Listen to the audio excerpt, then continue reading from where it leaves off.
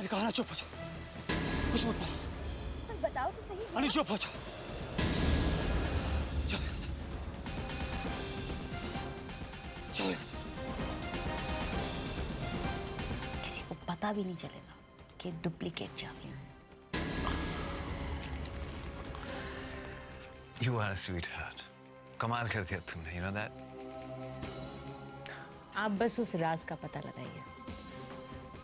आप चैतन्य और हम अनुपमा को बर्बाद करके ही छोड़ेंगे।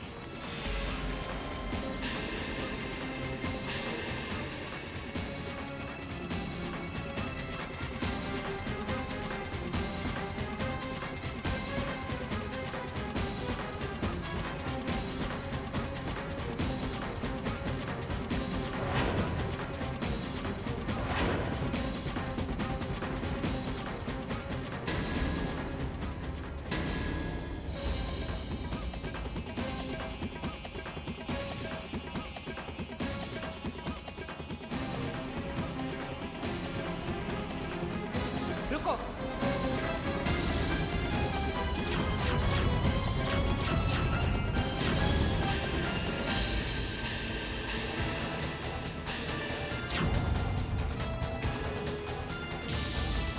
देखिए कितनी धूल जमी हुई है यहाँ पर।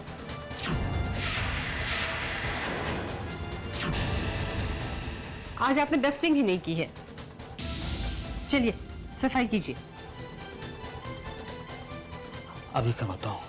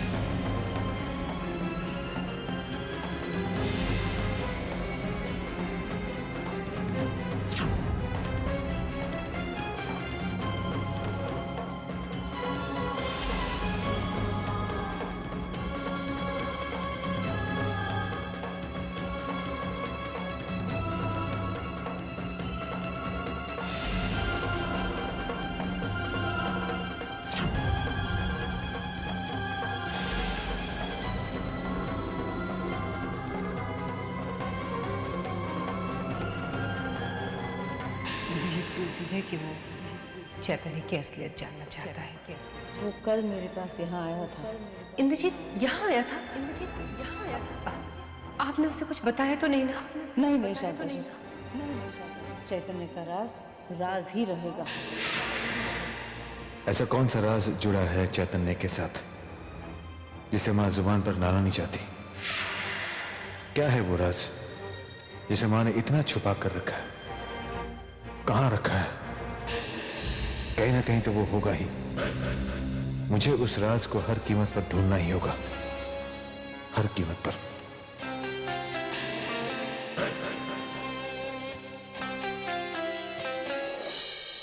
बद्री काका, मैं रात को खाना बाहर खाऊंगा, मुझे देर हो जाएगी।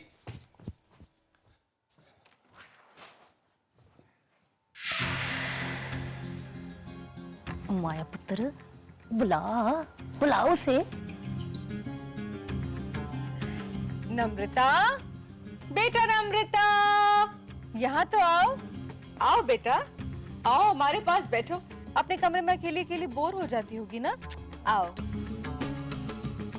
आ जाओ बैठो। बैठो बेटा बैठो, कुछ अपने सुनाओ, कुछ हमारी भी सुन। है ठीक कह रही हूँ ना मैं? अरे बिल्कुल ठीक कह रही हूँ माँ।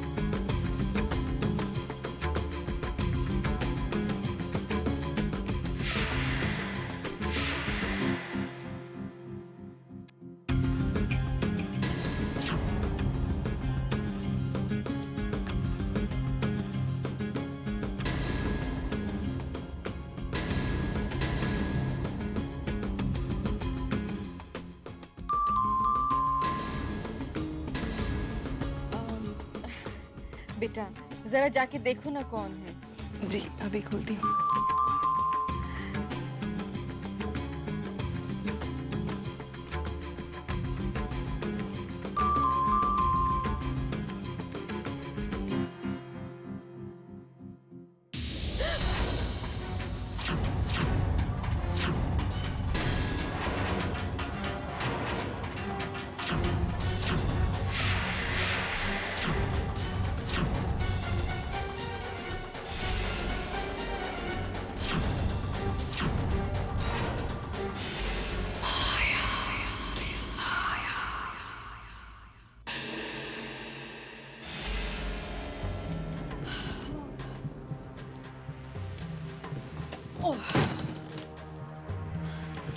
ना माया पुत्र है ना, राम झूठ ना बुलाए ना। वैसे तो तू मेरी तरह इंटेलिजेंट है, पर ना मुझे तेरी एक बात समझ में नहीं आई, ऐसे राम झूठ ना बुलाए ना। तूने उस नम्रता को घर से भेज क्यों दिया है ना?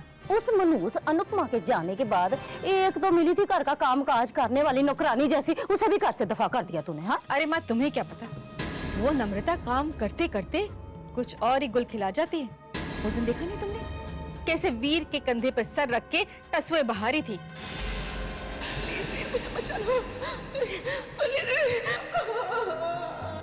हाँ माया पुत्र, बात तो तू ठीक कह रही है वैसे। अरे माँ तुम नहीं जानती, ये गरीब लड़कियां ऐसी आंसू बहा बहा कर अमीर लड़कों को फंसा लेते हैं।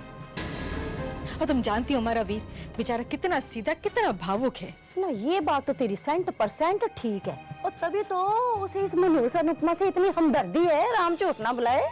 वही ना माँ, देखो इसे देखो।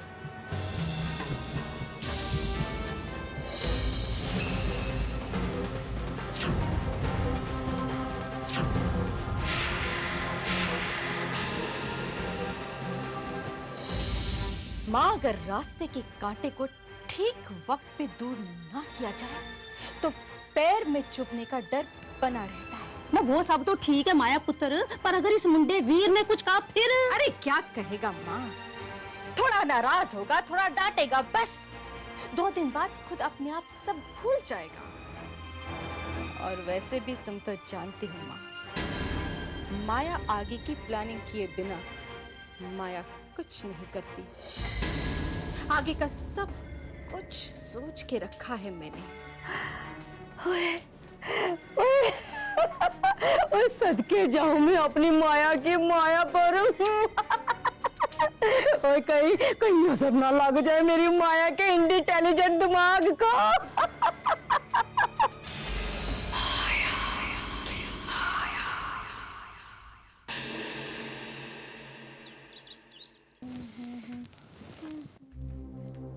क्या हुआ?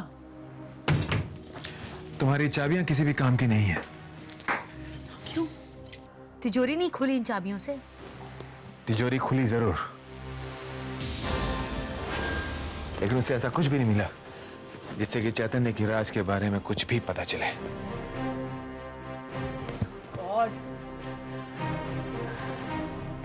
पद्मिनी तुम जानती नहीं मैं कितना परेशान हूं। इस चैतन्य के बारे में सोच सोचकर मेरा खून जलता रहता है। दिन रात मेरे दिमाग में बस एक ही बात घूमती रहती है, कौन है ये चैतन्य? क्यों वो माँ के इतने करीब है? क्यों माँ का वो लाडला बना हुआ है? कैसे पहुंचूं मैं उस राज तक? कैसे?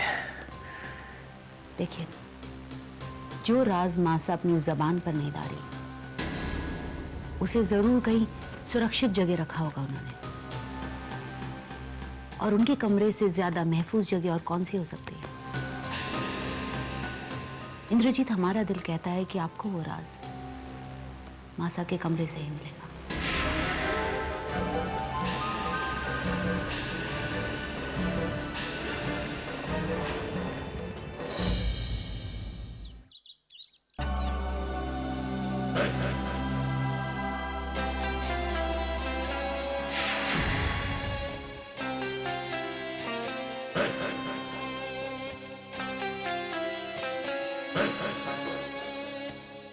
जी हाँ जी हाँ। हाँ मिसेस देवदत्त, बस मैं पहुंच ही रही हूँ आपके पास। जी हाँ थोड़ा लेट हो गया, आई एम सॉरी।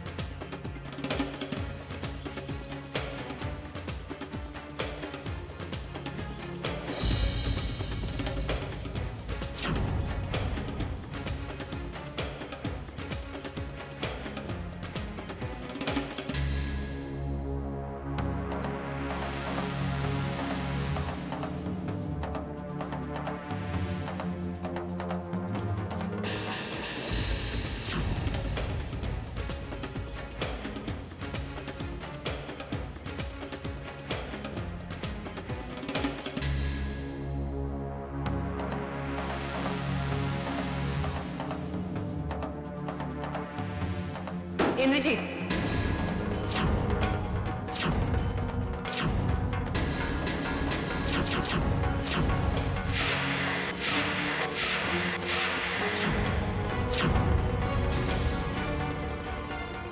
जिस चीज की तुम्हें तलाश है वो वहां नहीं है।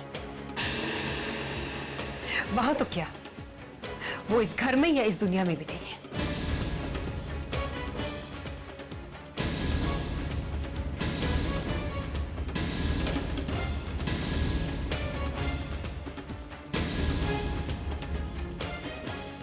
जानता है क्यों? क्योंकि वो राज यहां है, मेरे दिल में। अगर वो राज जानना चाहता है तो चीर ले अपने मां का दिल, लेकिन शायद फिर भी तुझे वो राज ना मिले,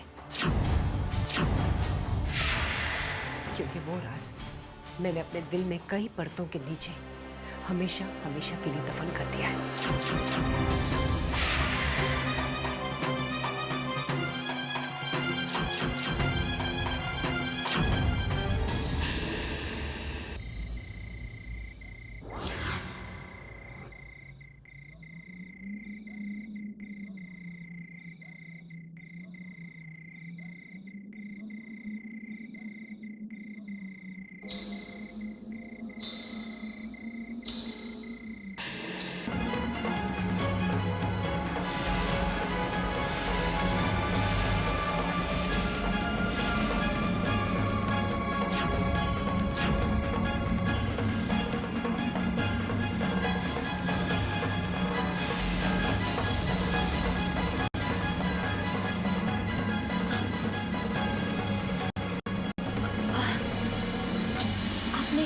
चैतन्य को देखा है?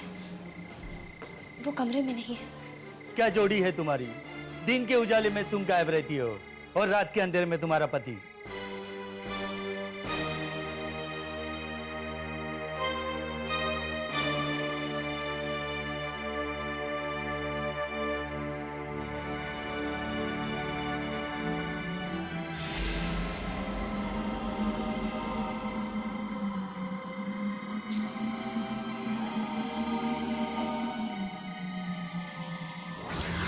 मेरे पास आओ, आओ ना